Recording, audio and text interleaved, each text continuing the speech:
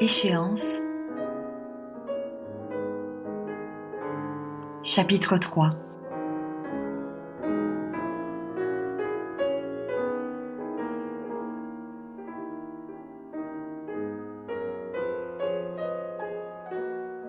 Julia leva les yeux et se trouva seule. Elle ne se rappelait ni quand ni comment son mari avait quitté le salon, ni depuis combien de temps elle y était. Le feu couvait encore dans le foyer, mais le rayon de soleil avait disparu du mur.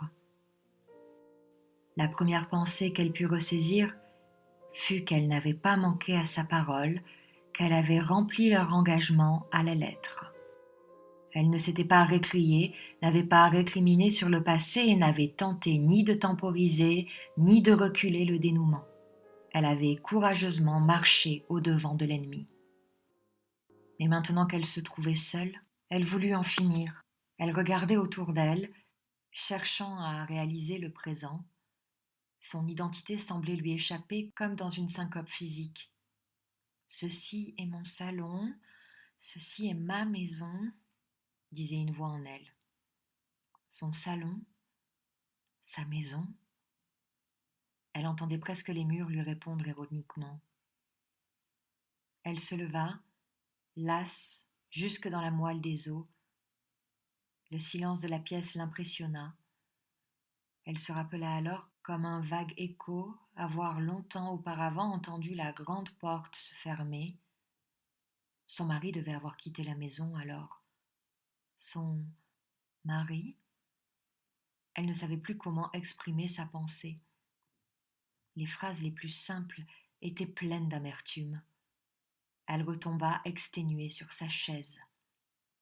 La pendule sonna 10 heures. Il n'était que 10 heures. Tout à coup, elle se souvint qu'elle n'avait pas commandé le dîner. Ou bien dînait-il dehors ce soir-là? Dîner dehors? La vieille phraséologie la poursuivait donc. Il lui fallait pourtant penser à elle comme elle penserait à quelqu'un d'autre, à quelqu'un qui n'aurait plus aucun lien avec la routine familière du passé et dont il faudrait étudier peu à peu les besoins et les habitudes, tel un animal inconnu. La pendule sonna de nouveau. Il était 11 heures cette fois. Julia se leva et se dirigea vers la porte pour aller dans sa chambre. Sa chambre. Une fois de plus, ce mot lui parut une dérision. Elle ouvrit pourtant la porte, traversa l'antichambre et monta à l'escalier. Elle remarqua en passant les cannes et les parapluies de West Hall, puis une paire de ses gants oubliés sur la table. C'était bien toujours le même tapis qui couvrait les marches de l'escalier, c'était la même vieille gravure française dans son étroit cadre noir qui lui faisait face sur le palier. L'obstination avec laquelle ces objets s'imposaient à elle devint intolérable. Au fond d'elle-même, un abîme béant. Autour d'elle, la même apparence calme et familière. Elle sentit qu'il lui faudrait s'éloigner pour ressaisir ses pensées. Mais une fois dans sa chambre, elle s'assit sur la chaise longue et se laissa envahir par une espèce de torpeur. Puis, graduellement, sa vision s'éclaircit. Il s'était passé beaucoup de choses dans l'intervalle. Il y avait en Julia un vrai conflit d'émotions, d'arguments, d'idées s'entrechoquant, d'impulsions violentes qui s'émoussaient d'elles-mêmes.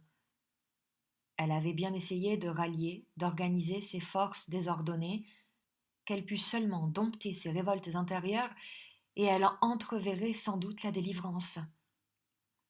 Sa vie ne pouvait être ainsi brisée par un caprice, une lubie.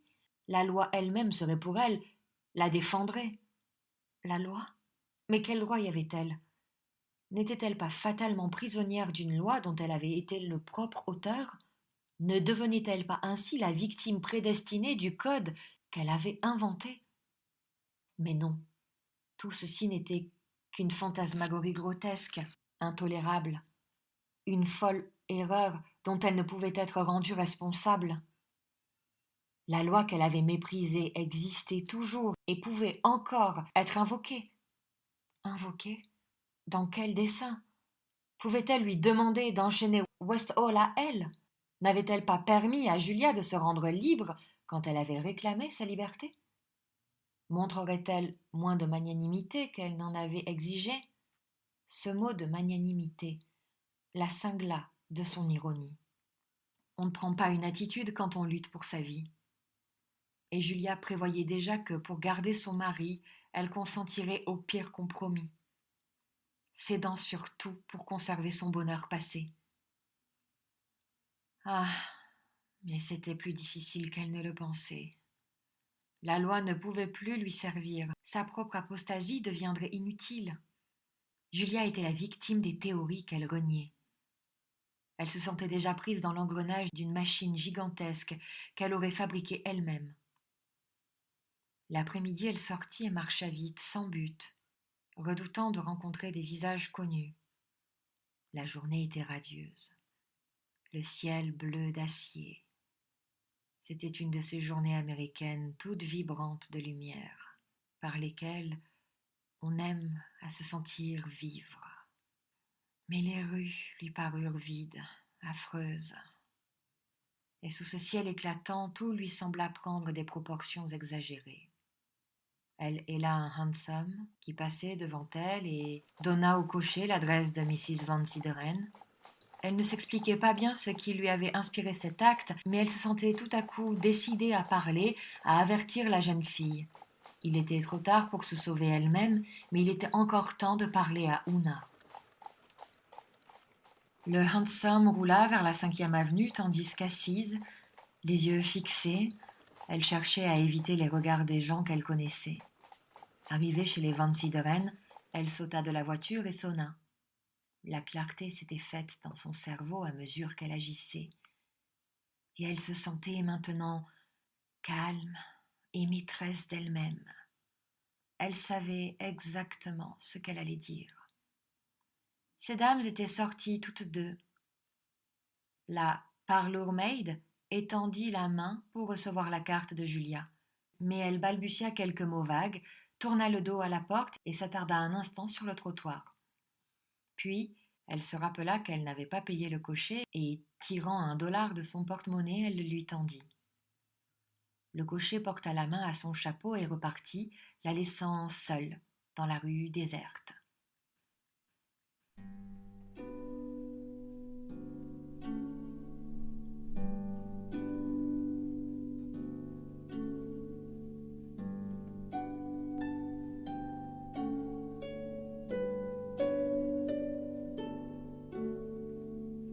Elle erra vers l'ouest, vers des rues peu fréquentées où elle n'aurait aucune chance de rencontrer des gens de connaissance, sans aucun but, et n'en voulant pas avoir.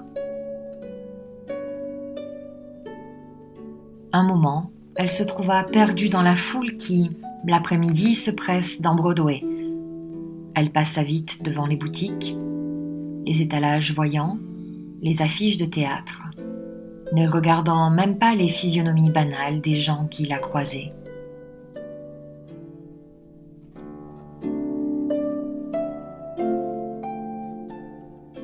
Elle se rappela soudain qu'elle n'avait pas déjeuné.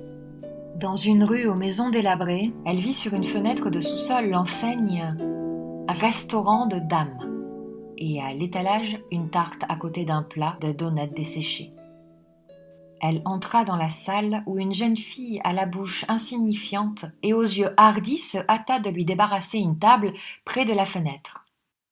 Cette table était recouverte d'une nappe rouge et blanche sur laquelle on avait placé près de la salière remplie de sel grisâtre un verre grossier d'où sortait une branche de céleri. Julia se commanda du thé et l'attendit longtemps. Elle était heureuse de se sentir loin du brouhaha des rues, dans cette salle vide. Seule, 2 ou 3 jeunes filles au visage pâle et impertinent flânaient dans le fond et bavardaient à voix basse, tout en lui jetant parfois un coup d'œil. Enfin, on lui servit le thé dans une théière de métal désargenté. Elle s'en versa une tasse qu'elle but hâtivement. Le thé était noir et amer, mais il agit sur elle comme un réconfortant et bientôt Julia s'exalta jusqu'à en avoir le vertige. Mais ce ne fut que pour retomber ensuite dans l'abattement le plus complet. Elle but une seconde tasse de thé, plus noire et plus amère encore, et de nouveau la lucidité lui revint. Elle se sentit aussi énergique, aussi décidée que sur le seuil de la maison de Van Sideren. Mais elle n'avait aucune envie d'y retourner, voyant bien l'inutilité d'une telle tentative et l'humiliation à laquelle elle s'exposait. Et maintenant, elle ne savait plus à quoi se résoudre. La courte journée d'hiver touchait à sa fin. Elle ne pouvait, sans attirer l'attention, s'attarder davantage dans le restaurant. Elle paya donc son thé et sortit.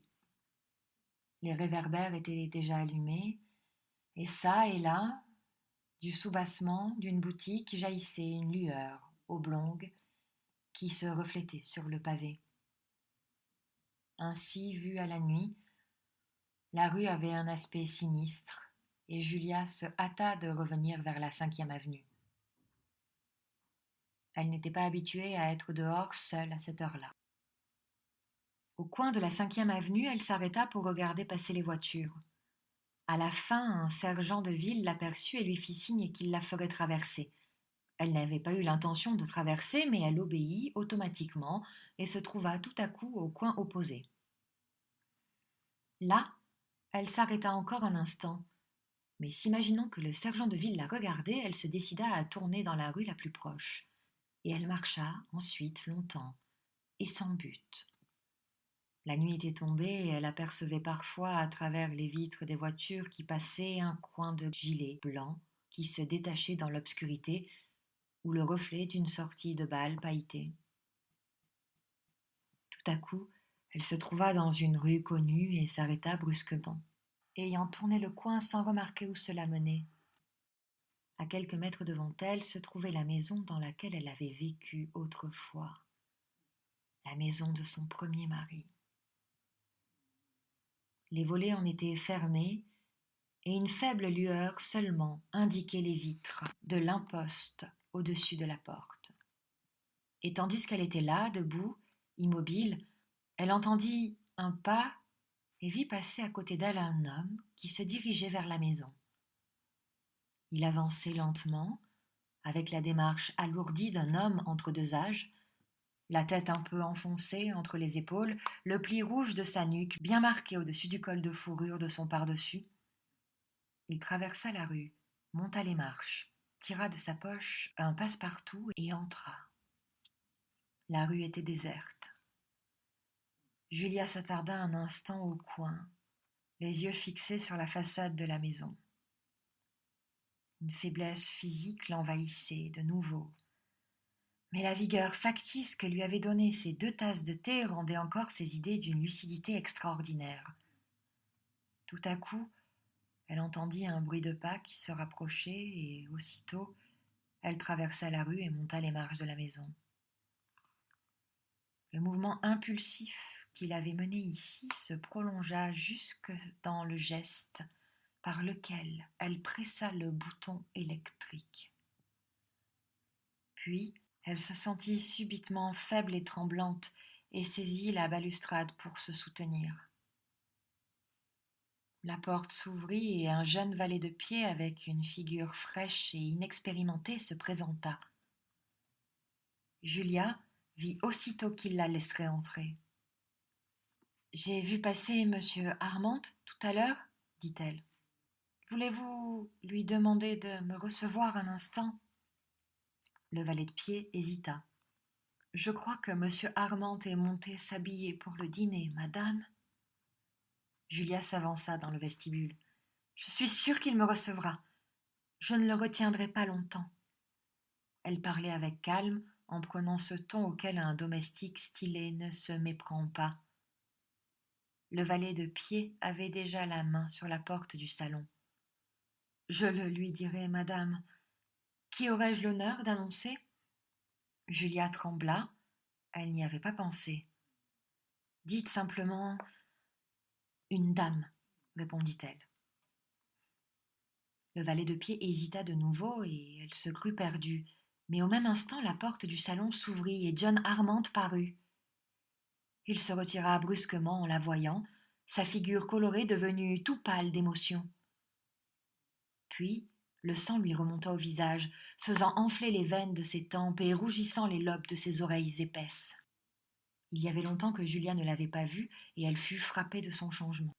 Devenu encore plus vulgaire, il était complètement envahi par la graisse. Mais elle ne s'en aperçut que petit à petit, car son unique préoccupation était, maintenant qu'elle le tenait en face d'elle, de ne pas le laisser échapper avant qu'il ne l'eût entendu. Toutes les facultés de son être semblaient concentrées sur cette unique idée. « Il faut que je vous parle, » dit-elle en s'avançant vers lui, tandis qu'il reculait. Armand hésita, rouge et balbutiant. Julia jeta un coup d'œil sur le domestique et son regard agit sur Armand comme un avertissement. L'horreur instinctive d'une scène domina chez lui tout autre sentiment, et il dit avec lenteur : « Voulez-vous venir par ici ?» Il la suivit dans le salon et ferma la porte. Julia, en avançant, se rendit vaguement compte que la pièce n'avait pas été changée. Le temps n'avait rien diminué de l'horreur qu'elle lui avait inspirée. La contadine souriait toujours sur la cheminée, et l'esclave grec obstruait le seuil du salon du fond. Tout était vivant de souvenirs. Elle les retrouvait dans chaque pli des rideaux de satin jaune, dans chaque coin du mobilier de palissandre. Mais tandis que quelques objets intermédiaires lui transmettaient ses impressions, tous les efforts de sa volonté se concentraient dans le seul acte de dominer Armand. La crainte qu'il ne refusât de l'écouter montait comme une fièvre à son cerveau. Elle sentait son but même lui échapper, et dans son désir aveugle, intense, les mots et les arguments se heurtaient confusément. Un instant, la parole lui manqua, et elle s'imagina être rebutée avant de pouvoir parler. Mais comme elle cherchait ces mots, Armand lui poussa une chaise et lui dit tranquillement : « Vous n'êtes pas bien. » Le son de sa voix rendit à Julia un peu d'aplomb. Cette voix n'était ni douce, ni sévère. C'était la voix d'un homme qui suspendait son jugement en attendant des explications ultérieures. Elle s'appuya contre le dossier de la chaise et soupira profondément. « Il faut envoyer chercher un remède ?» continua-t-il avec une politesse froide et embarrassée. Julia leva la main pour l'implorer. « Non, non, merci. Je vais très bien. » Il s'arrêta à mi-chemin de la sonnette et se retourna vers elle. « Alors ?» Elle reprit. « Il y a une chose qu'il faut que je vous dise. » Armand continua à la scruter. « J'aurais pensé, répondit-il, que toute communication de vous à moi aurait pu être faite par nos hommes d'affaires. » « Nos hommes d'affaires ?» Elle rit nerveusement. « Je ne pense pas qu'il puisse être pour moi d'aucun secours. » La figure d'Armand prit l'expression de quelqu'un qui est décidé à ne pas se laisser attendrir. « S'il est question de secours, bien entendu. » Elle se rappela avoir vu cette même expression sur son visage quand quelque miséreux venait frapper à sa porte avec un livre de quête. S'imaginait-il par hasard qu'elle venait mendier un peu de sympathie, comme on vient mendier une aumône ? Cette pensée la fit encore sourire. Elle vit le regard d'Armand devenu de plus en plus perplexe. Toutes les transformations qui se faisaient sur son visage étaient lentes, et elle se rappela subitement comme cela l'avait divertie, autrefois, de changer d'un mot cette pénible mise en scène. Elle se rendit compte pour la première fois qu'elle avait été cruelle. « Oui, il s'agit de secourir, » dit-elle sur un ton plus doux. « Et vous pouvez le faire en m'écoutant. J'ai une chose à vous dire. » Armand ne cédait pas encore. « Ne serait-il pas plus facile d'écrire ?» suggéra-t-il. Elle secoua la tête. « Il n'y a pas le temps d'écrire, et cela ne sera pas long. » Elle leva la tête et leurs yeux se rencontrèrent. « Mon mari m'a quittée, dit-elle. West Hall ? Balbutia-t-il en rougissant encore. Oui, ce matin, exactement comme je vous ai laissé parce qu'il était fatigué de moi. Ces mots prononcés à voix basse semblèrent porter jusqu'au fond de la pièce. Armande regarda du côté de l'antichambre, puis son regard embarrassé se fixa de nouveau sur Julia. J'en suis très fâchée, dit-il gauchement. Merci, murmura-t-elle. Mais je ne saisis pas. Non, mais vous saisirez, dans un instant. Ne voulez-vous pas m'écouter, je vous en prie. Instinctivement, elle avait changé de position, se plaçant entre la porte et lui. Cela s'est passé ce matin, continua-t-elle, s'exprimant en phrases courtes, haletantes. Je ne soupçonnais rien. Je croyais que nous étions parfaitement heureux. Tout à coup, il m'a dit qu'il était fatigué de moi. Il me préfère une jeune fille. Il est allé la rejoindre. Comme elle parlait, une angoisse latente l'envahit, la dominant à l'exclusion de tout autre sentiment. Ses yeux brûlaient, sa gorge se gonflait, et 2 larmes douloureuses coulèrent sur ses joues. La contrainte d'Armande augmentait visiblement. C'est très malheureux, dit-il. Mais il me semble que la loi. La loi, répondit-elle ironiquement. Quand il me demande sa liberté. Vous n'êtes pas forcé de la lui rendre, répondit Armande. Vous non plus, vous n'étiez pas forcé de me rendre la mienne, et pourtant vous l'avez fait. Il eut un geste de protestation. Vous avez vu que la loi ne pouvait pas vous servir, n'est-ce pas continua-t-elle. C'est ce que moi je vois aussi maintenant. La loi représente des droits matériels. Son effet ne s'étend pas au-delà. Si nous ne reconnaissons pas une loi intérieure, si nous ne reconnaissons pas les obligations que crée l'amour et le fait d'être aimé tout autant que d'aimer, nous entassons fatalement des ruines autour de nous, n'est-ce pas? Elle releva la tête avec le regard plaintif d'un enfant égaré. C'est ce que je vois aujourd'hui, ce que je voulais vous dire. Il me quitte parce qu'il est fatigué de moi. Mais moi, je n'étais pas fatiguée de lui. Et je ne comprends pas pourquoi il l'est. C'est ce qu'il y a de plus affreux, ne pas comprendre. Je n'en avais pas saisi l'horreur, mais j'y ai pensé toute la journée et il m'est revenu à la mémoire des choses que je n'avais pas remarquées quand vous et moi. Elle se rapprocha de lui et le fixa avec ce regard qui cherche à pénétrer plus profondément que les paroles. Je vois maintenant que vous non plus, vous n'avez pas compris, n'est-ce pas? De leur regard jaillit tout à coup de la lumière. Le voile qui les séparait sembla se lever. Les lèvres d'Armande tremblèrent.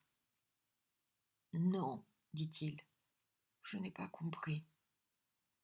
Elle poussa presque un cri de triomphe. Ah, je le savais bien. Vous étiez étonné. Vous avez essayé de me le dire, mais aucun mot n'est venu. Vous avez vu votre vie brisée, tout ce qui vous entourait en ruine, et vous ne pouviez ni parler ni bouger. Elle se laissa tomber sur la chaise contre laquelle elle s'était appuyée. Maintenant je sais. Oui, je sais, répétait-elle. Je suis désolée pour vous, entendit-elle balbutier à Armande. Elle lui jeta un coup d'œil triste. Je ne suis pas venue pour cela. Je ne vous demande pas d'être désolée, je suis venue pour vous demander de me pardonner, de n'avoir pas compris que vous ne me compreniez pas. C'est tout ce que j'avais à vous dire. Elle se leva avec le vague sentiment que c'était fini et elle tendit la main vers la porte. Armande restait là, immobile.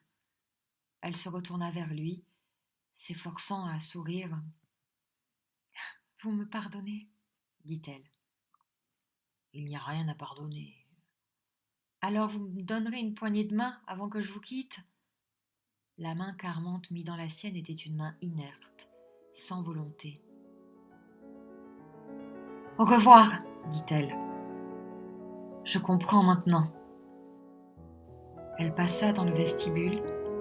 Armande fit un pas en avant, mais Juste au même moment, le valet de pied qui connaissait son service s'avança. Julia entendit Armande qui se retirait. Le valet de pied ouvrit la porte toute grande et elle se trouva dehors, dans la nuit.